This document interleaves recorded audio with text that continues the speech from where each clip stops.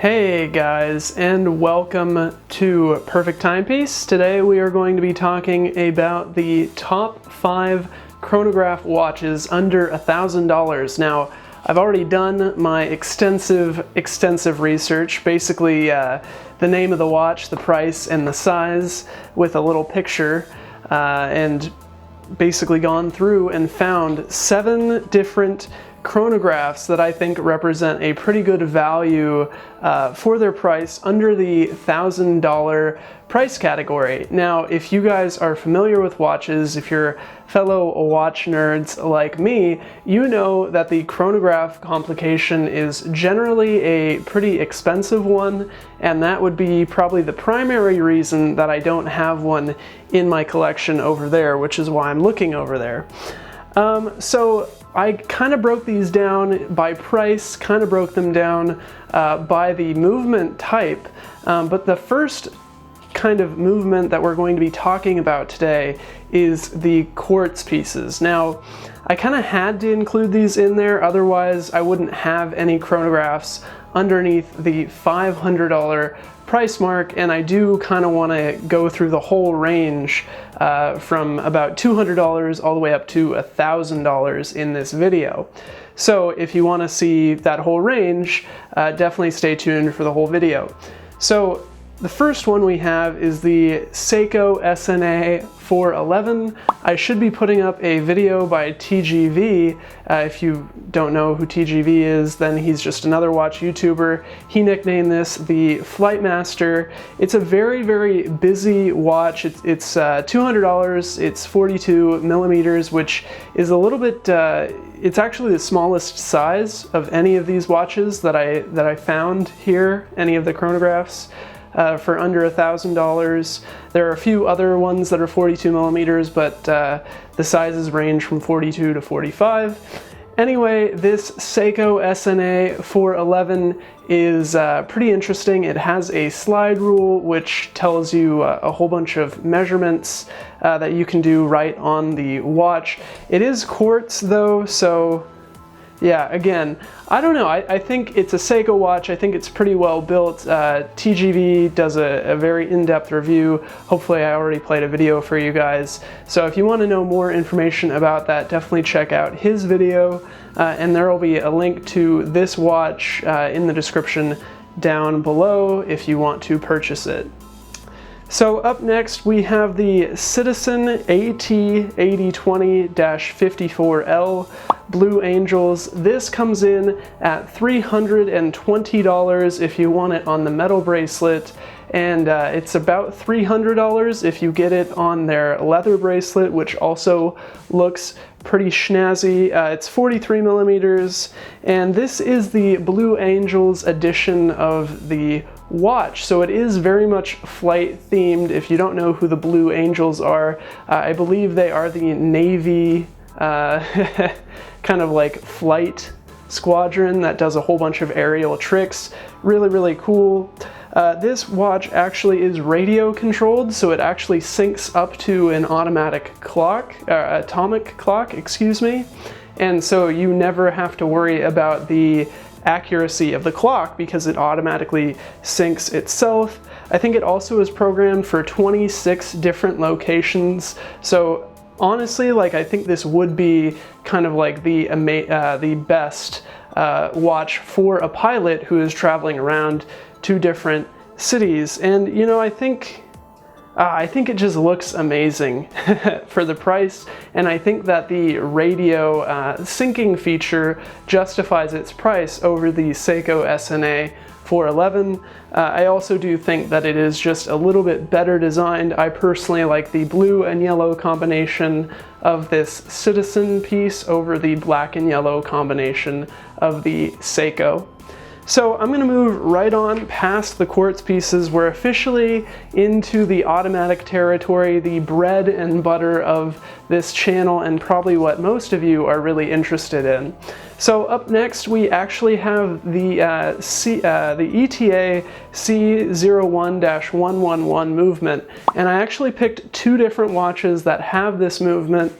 It is kind of a bare bones movement commonly used in Tissot watches, and both of these watches that I picked are Tissot watches, or Tissot, however you pronounce it. I'm sure somebody's going to rage in the comments section down below. Yeah, let me know how I'm doing this wrong in the comments below. But up next we have the Tissot PRC 200 Black Chrono. Now this is a little bit hard to determine exactly which PRC 200 it is, but there will be a link in the description below if you want to find exactly which one I'm referencing. This does have an open display case back to show off the movement, but as I said in the very beginning, I think this movement is bare bones and probably not really worth showing off. I think if they could have cut the price down by like $50 or $100 even, just to get rid of the exhibition case back, then I think it would have been worth it. So this first Tissot PRC 200 is a little bit more dressy, although it is 44 millimeters, which is quite big, probably too big personally for my small 6 3/4 inch wrists. But the PRC 200 does look pretty good. I think it's pretty well balanced, and I don't know, I kind of like the style. I'd be willing to give it a try. So I'm going to move on to the next watch, which is 1 millimeter larger in diameter, so it's 45 millimeters. It comes in at $900, and this is the Tissot PRS 516. And there should be pictures to all these watches over here if the Josh who edits these videos knows how to edit properly. This is a very, very interesting watch. It definitely has the black, steel, and yellow colors going for it. It's a lot more unified in its design, but again, you're not really paying, I think you're paying for the design in this piece. You're paying an extra $300 for that uniform design over the last watch that we talked about. And honestly, I'm not sure that it, to me, personally justifies that extra price increase, and I'm going to elaborate a little bit more on that when I get to the next watch, which I think is a pretty good kind of happy medium between price and performance. So up next we have the Victorinox 241187. This comes in at $630, is the cheapest that I found it, all the way up to $800. This is smaller at 42 millimeters, which I think is probably about right for my wrist. Maybe a little bit smaller would be better for my wrist, but it's a chronograph, so these tend to run a little large anyway. But this Victorinox watch is very, very interesting. It has the ETA A07.211, which, as far as my research told me, is basically a modified Valjoux 7750 movement with, you know, a little bit better power reserve, and I think they did not decorate it as well as the Valjoux movement to kind of save a little bit on money, but it's nowhere near as bare bones as the Tissot movement that I talked about earlier and that I showed pictures up here earlier about. So honestly, like, I think you can kind of eliminate those Tissot watches if you're not really compelled to buy them from the design and get this Victorinox watch. Now, the numerals, it has, you know, Arabic numerals from 1 to 12, and they're actually cut out by the subdials. They're cut off, and kind of, it looks like the subdials were stamped onto the dial above the numerals. Again, there will be a picture right here so you know exactly what I'm talking about. But I don't particularly like that usually when it comes to watches, but I think that Victorinox did this well when it came to this watch. And honestly, like, I think the watch just offers a tremendous value, especially if you can get it for that $600 to $650 price range, because you are getting a really good movement and a pretty quality watch for the price. And this also does have an exhibition case back. I think Actually, all of these pieces have exhibition case backs except for the quartz pieces I mentioned earlier. So the movement is very pretty. I don't think it is quite as pretty as the Valjoux 7750 or the ETA 7750 movement, but I do think it is almost there. So if you want to get something, but you don't want to spend close to $1,000 to buy, you know, a watch, then you can spend almost closer to that $500 range and get this Victorinox. So I guess I should just retitle this video, why you should buy the Victorinox.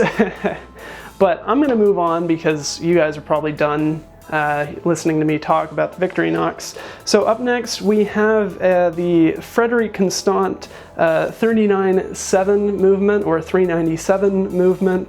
Honestly, not a lot of details were released about this movement. It is technically in-house made by Frederique Constant, but I actually couldn't even find like a picture of the inner workings, and there really wasn't much documentation as to how the actual movement works for this particular movement.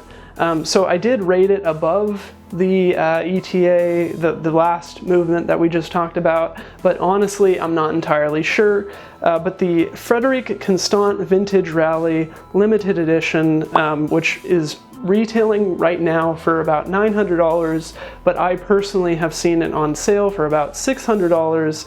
It is also 42 millimeters. It is a 2-register chronograph, which is actually really unique and interesting. So if that's something that appeals to you, you should definitely check it out. As I said, I have seen it on sale. It is known that Frederique Constant has been going through some very tough financial times, and they were actually just acquired. So it's really hard to tell. This piece is a limited edition, limited to 2,888 pieces.